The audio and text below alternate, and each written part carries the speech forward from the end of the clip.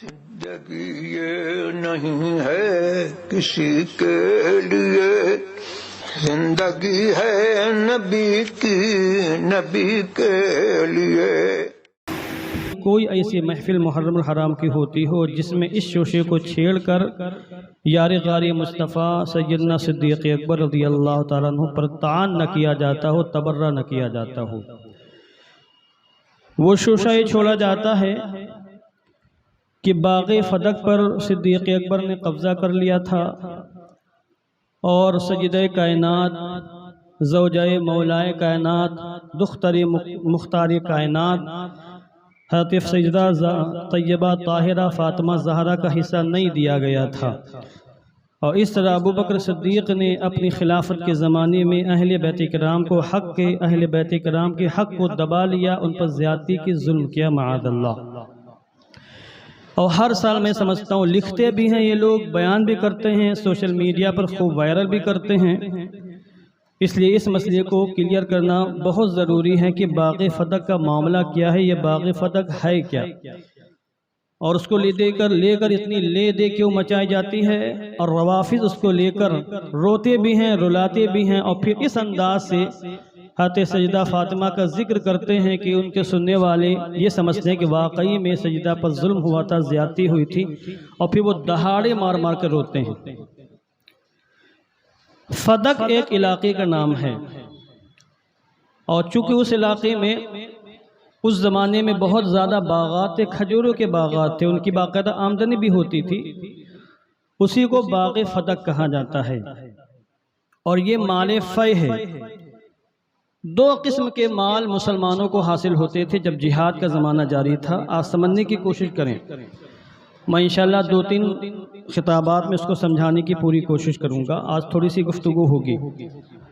दो तरह के माल मुसलमानों को हासिल होते थे, एक माल फ़ै होता था, एक माल गनीमत होता था। जिहाद का ज़माना जारी था, दुश्मनान दीन थे, मुसलमानों की जंगें जारी थी। क़िताल और जिहाद के बाद मुसलमानों को काफिरों का जो माल मिलता था उसको माल गनीमत कहा जाता था, और बग़ैर क़िताल और बग़ैर जिहाद के अगर कुफ़ार का माल मुसलमानों को मिल जाता तो उसको माल फ़ै कहा जाता था। तो फ़दक में जो कुफ़ार रहा करते थे, मुसलमानों से मरऊब होकर, मुसलमानों से दहशत ज़दा होकर उन्होंने वो माल मुसलमानों को दे दिया कि हम तुमसे जंग नहीं कर सकते हैं, ये फ़दक हम तुम्हारे हवाले कर रहे हैं। तो वो माल हुज़ूर रहमत आलम की बारगाह में आया, वो पूरा खित्ता हुज़ूर के कब्ज़े में आया, मगर ख़ुद हुज़ूर उसके मालिक थे या मालिक नहीं थे, ख़ुद कुरान मुक़द्दस ने इसका फ़ैसला फरमाया। मैंने खुतबे में आयत करीमा पेश की, अल्लाह ने फरमाया मा अफ़ा अल्लाहु अला रसूलिही मिन अहलिल क़ुरा फ़लिल्लाहि वलिर रसूल वलिज़िल क़ुरबा वल यतामा वल मसाकीन वबिनिस सबील, कि अल्लाह ने बस्ती वालों का जो माल बतौर फ़ै के अपने महबूब को दिलवा दिया तो वो अल्लाह के लिए है, उसके रसूल के लिए है, रसूल के रिश्तेदारों के लिए है, यतीमों मिस्कीनों के लिए है, और वो मुसाफिरों के लिए। अल्लाह ने माले फ़ै का मसरफ बयान कर दिया कि ये माले फ़ै कहाँ कहाँ खर्च किया जाएगा। ये माले वक्फ होता था। अब शिया और सुन्नी दोनों हजरात इस बात पर मुत्तफिक हैं कि बाग़े फ़दक का जो माल था माले फ़ै था, माले गनीमत नहीं था। उनकी किताबों के अंदर, हमारी किताबों के अंदर इसकी तफसीलात मौजूद हैं कि बाग़े फ़दक ये माले फ़ै था, माले गनीमत नहीं था। और जब माले फ़ै था तो ख़ुद कुरान मुक़द्दस में अल्लाह ने बयान कर दिया कि माले फ़ै की जो आमदनी होगी कहाँ कहाँ लगाई जाएगी। इसीलिए अल्लाह के रसूल अलैहिस्सलातु तस्लीम अपनी ज़ाहिरी हयात में बाग़े फ़दक की जो आमदनी होती थी बनी हाशिम पर खर्च करते थे। हज़रत सैयदा ज़हरा फ़ातिमा ज़हरा को भी उसमें से कुछ मिलता था, हज़रत अब्बास हुज़ूर के चचा उनको भी उसमें से मिलता था, और बनी हाशिम के दीगर अफराद उनको भी दिया जाता था। यतीमों फ़कीरों मिस्कीनों पर भी वो आमदनी हुज़ूर खर्च फरमाया करते थे। और बनी हाशिम में जो नौजवान लड़के लड़कियां जिनकी शादी नहीं हुई थी उनकी शादी भी हुज़ूर उसी माल से करवाते थे, यतीमों फ़कीरों की शादियां भी उसी माल से होती थी। और उस ज़माने में बादशाहों की तरफ से जो कासिदीन हुज़ूर की बारगाह में आते थे उन पर भी वो माल खर्च किया जाता था, तो कि वो मुसाफिर हुआ करते थे। जिंदगी भर हुजूर ने ये माल इसी अंदाज में मसरफ में खर्च किया। कुरान मुकद्दस ने जो जो मसरफ बयान किया था कि यहाँ यहाँ यहाँ यहाँ खर्च करना है, हुजूर वही वही खर्च करते रहे। हुजूर का विसाल हो गया तो बाग़े फदक ये हते सिद्दीक़ अकबर के पास आया, यानी इनकी निगरानी में बाग़े फदक हो गया। सिद्दीक़ अकबर ने जिंदगी भर उसी अंदाज में खर्च किया जिस अंदाज में हुजूर रहमत आलम खर्च किया करते थे। सिद्दीक़ अकबर के बाद फारूक आज़म का ज़माना आया, आप भी उसी अंदाज में खर्च करते रहे। उस्मान गनी का ज़माना आया, आप भी उसी अंदाज में खर्च करते रहे। जिस तरीके पर आक़ाए दो आलम खर्च किया करते थे, यतीमों को देते, फ़कीरों को देते, मुसाफिरों पर खर्च करते और बेवाओं की शादियाँ करते, मुतल्लक़ा की औरतों की शादियाँ उसी माल से होती वगैरह वगैरह। हत्ता कि शेर खुदा मौलाए कायनात हज़रत अली रज़ी अल्लाह तआला अन्हु का जब ज़माना आया और आप खलीफा मुंतखब हुए तो उस्मान गनी की शहादत के बाद, तो आपने भी बाग़े फदक को अपनी जागीर नहीं बनाया, आप भी बतौर अमीन के उसमें तसर्रुफ़ करते रहे और जहाँ जहाँ हुजूर खर्च किया करते थे हज़रत अली शेर खुदा भी वहाँ खर्च करते रहे। हज़रत अली की शहादत के बाद हज़रत इमाम हसन उस बाग़े फदक के निगरां बने। इमाम हसन की शहादत के बाद इमाम हुसैन उसके निगरां हुए। इमाम हुसैन की शहादत के बाद इमाम ज़ैनुल आबिदीन के पास वो बाग आया और इमाम ज़ैनुल आबिदीन की विसाल के बाद इमाम ज़ैनुल आबिदीन के बाद इमाम हसन मुसन्ना उसके निगरां हुए। और इमाम हसन मुसन्ना इमाम हसन जो इमाम हुसैन के बड़े भाई हैं, इमाम हसन मुसन्ना इमाम हसन के बेटे हैं और इमाम हुसैन के दामाद हैं, मगर उनका जिक्र राफ़िज़ी नहीं करते हैं। अहले बैत किराम की मोहब्बत का दावा करते हैं मगर तमाम अहले बैत किराम का जिक्र नहीं करते हैं। वो चंद गिने चुने आप यूं गिन लेंगे उनको, बस बाकी अहले बैत किराम खत्म, उनके नजदीक उनका कोई मकाम नहीं है। इमाम हसन मुसन्ना इमाम हुसैन के दामाद हैं। इमाम हुसैन की बड़ी बेटी हज़रत फातिमा सूरा, इमाम हुसैन की वालदा भी फातिमा, बेटी का नाम भी फातिमा। हज़रत फातिमा सुगरा इमाम हसन मुसन्ना के निकाह में थी। इमाम हसन मुसन्ना के पास वो बाग आया। इमाम हसन मुसन्ना के बाद उनके भाई हज़रत ज़ैद बिन हसन, ये इमाम हसन के दूसरे बेटे हैं, हज़रत ज़ैद, उनके पास वो बाग रहा। और फिर जब इमाम हुसैन की शहादत के बाद यजीद भी बाद में हलाक और बर्बाद हुआ। फिर मरवान का कब्जा मुल्क शाम पर हुआ और मरवान मुल्क शाम पर धीरे धीरे काबिज हो गए, तो मरवान ने बाग़े फदक पर कब्जा कर लिया, अपनी प्रॉपर्टी बना ली, जागीर बना ली। और मरवान के मरने के बाद उसके खानदान में वो प्रॉपर्टी मुंतकिल होती रही, यहाँ तक कि पहले मुजद्दिद और बनी उमैया के, समझ लीजिए कि पहले बाज़ाब्ता खलीफा जिनको दुनिया खलीफा राशिद के नाम से जानती है, हज़रत सैयदना उमर बिन अब्दुल अज़ीज़ रज़ी अल्लाह तआला अन्हु की खिलाफत का ज़माना आया। आप अल्लाह वाले थे, इंतहाई मुत्तकी परहेज़गार इंसान, अपने वक्त के बहुत बड़े फ़कीह, बहुत बड़े मुहद्दिस, और उनको दुनिया आलमी इस्लाम का पहला मुजद्दिद कहती है हज़रत सैयदना उमर बिन अब्दुल अज़ीज़। उनका ज़माना आया तो उन्होंने उसी तरीके पर बाग़े फदक में मामला जारी कर दिया जिस तरीके से आक़ाए दो आलम की ज़िंदगी में मामला था। उन्होंने अपनी जागीर से उसको निकाल कर मुसलमानों के लिए वक्फ कर दिया और कहा कि जिस चीज को हुजूर ने मुसलमानों के लिए वक्फ कर दिया था, ये उमर उसको कैसे ले सकता है। इतनी सी बात थी, उसको लेकर इतना हंगामा इन लोगों ने काटा और सदियों से हंगामा काट रहे हैं, नालायकी और बदबख्ती का मुजाहरा कर रहे हैं कि देखो ये पूरा किस्सा मैंने आपके सामने रखा है, पूरी कहानी और पूरा वाक़या मैंने पूरी उसकी तफसील बयान कर दी है कि ये बाग़े फदक है, ये उसका मामला था। अल्लाह ने खुद उसका मसरफ मुकर्रर फरमा दिया कि बाग़े फदक की आमदनी कहाँ कहाँ खर्च की जानी है। उसी पर हुजूर ने अमल किया, बाद के खुलफा ने अमल किया और फिर बाद में एक ज़माने के बाद हज़रत उमर बिन अब्दुल अज़ीज़ ने उसी पर अमल किया। मगर ये तमाशाबाजी क्या करते हैं, इल्ज़ाम लगाते हैं और कभी कुछ दोगलेपन की तरह, दो तरह की नहीं 4-5 किस्म की बातें करते हैं। बाज़ राफ़िज़ी ये कहते हैं कि हुजूर ने तो अपनी जिंदगी में ही बाग़े फदक हज़रत फातिमा को दे दिया था, हिबा कर दिया था, और हज़रत फातिमा उसकी मालिक थी जिंदगी ही में। मगर जब पहले खलीफा मुंतखब हुए अबू बकर तो उन्होंने वो माल गस्ब कर लिया और हज़रत फातिमा को उससे महरूम कर दिया। कभी ये कहते हैं, कभी ये कहते हैं नहीं, हुजूर ने फातिमा को नहीं दिया था, हुजूर की मिल्कियत में था, वो हुजूर की प्रॉपर्टी थी, हुजूर की जागीर में था बाग़े फदक। और जब हुजूर की जागीर में था तो हुजूर का विसाल हुआ तो हज़रत फातिमा जिंदा थी, तो विरासत में हज़रत फातिमा को मिलना चाहिए था, मगर अबू बकर ने नहीं दिया, लिहाजा जुल्म किया। तो कभी वो गासिब कहते हैं कि हज़रत अबू बकर गासिब थे, ये तो हजरत मैं कह रहा हूं, वो हजरत नहीं कहते हैं। कभी ये कहते हैं कि अबू बकर गासिब थे, उन्होंने फातिमा का माल गसब कर लिया था। और जाहिर बात जो गासिब होगा जालिम होगा, और जो मामला गासिब के साथ होता है वही मामला उनके साथ वो करते हैं। अगर आपकी प्रॉपर्टी कोई आपसे छीन ले, आप क्या करेंगे? उससे मोहब्बत करेंगे, नफरत करेंगे? बताएं, नफरत करेंगे उससे। आप उसका चेहरा देखना गवारा नहीं करेंगे, उसका नाम सुनना गवारा नहीं करेंगे। और अगर आप बदतमीज हैं तो भद्दी भद्दी गालियां भी देंगे उसको, और शरीफ है तो सब्र करके बैठे रहेंगे। समझ रहे हैं आप? तो जब ये चूंकि गासिब कहते हैं इसलिए वो भद्दी भद्दी माअल्लाह गुस्ताखियां करते हैं। बस शायद मैंने आपसे चंद महीना पहले अर्ज भी किया था कि एक बदबख्त राफजी खातून व्हाट्सएप के जरिए से मुझसे हज़रत सिद्दीक़ अकबर के बारे में गुफ्तगू कर रही थी। बाद में उसने अकीदा जाहिर किया कि ये मैं अबू बकर को काफिर मानती हूँ, माअल्लाह। और उसने कहा कि अबू बकर काफिर इसलिए मानती हूँ कि अबू बकर ने हज़रत फातिमा का हिस्सा गसब किया था माले, बजाय इसके कि उसको समझना चाहिए मैटर क्या है। और मैं उसे गुफ्तगू करता दलील की रोशनी में, और उसी की किताब से, राफजियों की किताब से साबित करता, मगर वो ये लोग सुनने के लिए तैयार कहाँ होते हैं। उनके उलमा ने जैसा जहर घोल दिया, बस उस जहर से निकलने की कोशिश नहीं करते। बहरहाल हमने उसको ब्लॉक किया, डांटा फटकारा, ब्लॉक कर दिया। तो कभी ये कहते हैं कि अबू बकर ने माल गसब कर लिया था हज़रत फातिमा का, और कभी कहते हैं कि गसब तो नहीं किया था मगर हिस्सा नहीं दिया था।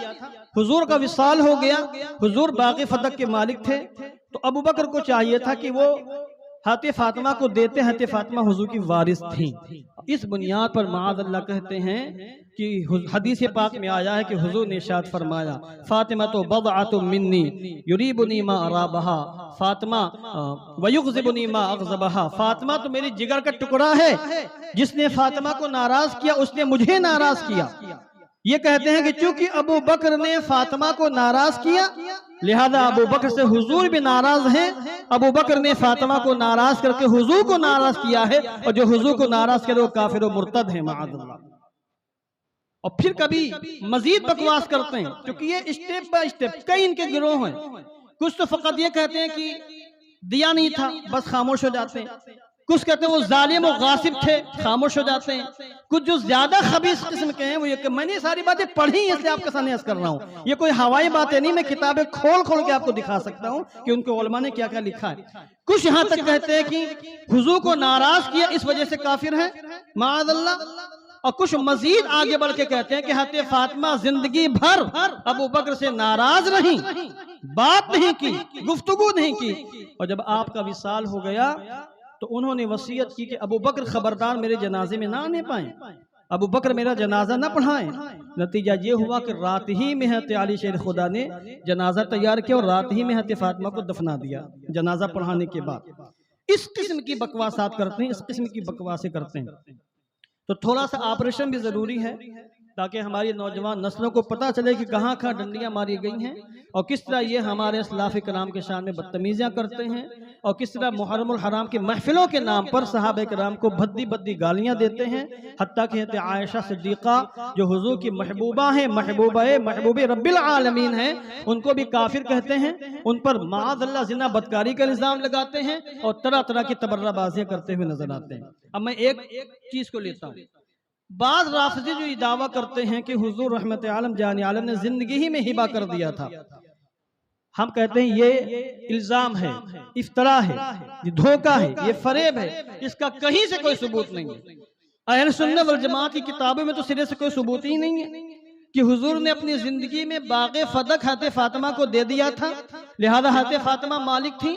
हमारे यहाँ किताबों में कोई सबूत नहीं, खुद उनकी किताबों में भी इसका कोई सबूत नहीं। मैं इसको साबित कर सकता हूँ। उनके बाज़ उलमा जिनके अंदर इस इंसाफ करने के थोड़े से जज्बात, उन्होंने बाकायदा इसको लिखा है। अब पहले अपनी किताब देख लें, सुनन अबू दाऊद शरीफ के अंदर बाकायदा तफसीली रवायत मौजूद है, और उसका मैंने अभी निचोड़ बयान किया। हज़रत उमर बिन अब्दुल अजीज वाली बात, हज़रत उमर बिन अब्दुल अजीज जब खलीफा मुंतखब हुए और बाक़े फतह आपके पास गोया कि आपकी प्रॉपर्टी के हैसियत से आपको मिला, तो आपने मरवान के औलाद को जमा किया। ये उमर बिन अब्दुल अजीज मरवान के पोते हैं, अब्दुल अजीज मरवान के बेटे हैं। अब्दुल अजीज के बेटे ये हज़रत उमर हैं, उमर बिन अब्दुल अजीज इब्ने मरवान। और मरवान का बेटा अब्दुल मलिक इब्ने मरवान, जो मरवान के बाद पूरे आलम इस्लाम का बादशाह बना था, जिसके पास बड़ी ताकत और कुव्वत थी, जिसने हज़रत अब्दुल्लाह इब्ने ज़ुबैर को मक्कतुल मुकर्रमा में ज़बह करवा दिया, शहीद करवाया था। अब्दुल मलिक बिन मरवान ये उमर बिन अब्दुल अजीज का सगा चाचा था और ये उसके दामाद भी थे, भतीजे भी थे। मगर अल्लाह ने इनको नवाजा था इल्म से, परहेजगारी से, तकवे से, खौफ खुदा से। तो जब ये खलीफा हुए और इनको बताया गया कि बागे फदक के भी आप मालिक हैं, तो आपने मरवान की जो पची खुची औलाद थी सबको जमा किया और जमा करने के बाद खुतबा इरशाद फरमाया। और खुतबा इरशाद फरमाने में आपने ये भी फरमाया कि हुजूर उसकी आमदनी को गरीबों, फकीरों, मिस्कीनों में खर्च किया करते थे। हुजूर के बाद चारों खलीफा भी उसी अंदाज में खर्च किया करते थे। बाद में मेरे दादा मरवान ने कब्जा कर लिया था, अब ये बाग मेरे पास आया है। और फिर हुजूर जब बाहयात थे, जाहिरी हयात के साथ, तो एक मरतबा उनकी बेटी है फातिमा ज़हरा भी हुजूर की बारगाह में आई थी और कहा था, या रसूलल्लाह, वो जो बाग फदक है वो आप मुझे अता फरमा दें ताकि मेरी जिंदगी आसानी से गुजर जाए। मगर हुजूर ने फरमाया, बेटी वो बाग फदक मुसलमानों का है, तुम्हें उसमें से हिस्सा नहीं मिल सकता है, तुम्हें मैं उसका मालिक नहीं बना सकता हूं, तुम्हें हिबा नहीं कर सकता हूं, अलबत्ता तुम पर खर्च करूंगा जैसे और मुसलमानों पर खर्च करता हूं, उसी अंदाज में तुम पर भी वो माल खर्च किया जाएगा, मगर तुम्हें हिबा नहीं किया जाएगा। तो उमर कहते हैं कि जिस बाग को हुजूर ने हाते फातिमा को नहीं दिया, तो ये उमर कौन होता है कि उस बाग पर कब्जा कर ले। मैं गवाह तुम सबको बनाता हूं किस तरह हुजूर अपनी जिंदगी में बाग फदक की आमदनी मुसलमानों पर खर्च किया करते थे। आज से मैं भी बाग फदक की जो भी आमदनी होगी वो मुसलमानों पर खर्च करूंगा। यानी वो मुसलमानों के लिए वक्फ है, गरीब, फकीर, मिस्कीन मुसलमानों के लिए, मुसाफिर मुसलमानों के लिए। इस रवायत से पता चलता है कि हुजूर ने अपनी जिंदगी में बाग फदक हते फातिमा को नहीं अता फरमाया था।